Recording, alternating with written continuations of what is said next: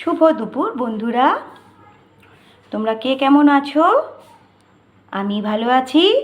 আশা করছি তোমরাও সকলে ভালো আছো। তোমাদের নিশ্চয়ই খাওয়া দাওয়া হয়ে গেছে। আমার এখনও খাওয়া হয়নি, ভিডিও করছি। ভিডিও করার পর তোমাদের সাথে শেয়ার করব, তারপর আমি খাবো। তো আজকে দেখিয়ে দিই আমার রেসিপিতে আজকে কী কী আছে।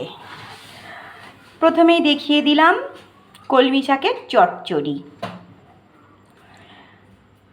পেঁয়াজ পোস্ত, অর্থাৎ পোস্ত বেটে পেঁয়াজ দিয়ে কষেছি, পেঁয়াজ পোস্ত করেছি।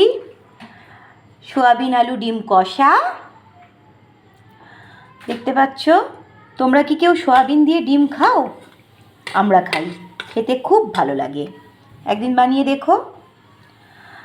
তার সাথে আছে শেষ পাতে পাঁপড় আর আনারসের চাটনি। এই হলো আমার দুপুরের রান্নাবান্না। আর মেন যে রেসিপিটা, মানে মেন পদটাই তো তোমাদের বলা হয়নি, সেটা একবার বলে দিই। মেন পদ হলো গরম ভাত, যেটা সারা দুপুরের মেনু একেবারেই অসম্পূর্ণ থেকে যায়। এখন টাটা, আসছি পরের ভিডিও নিয়ে।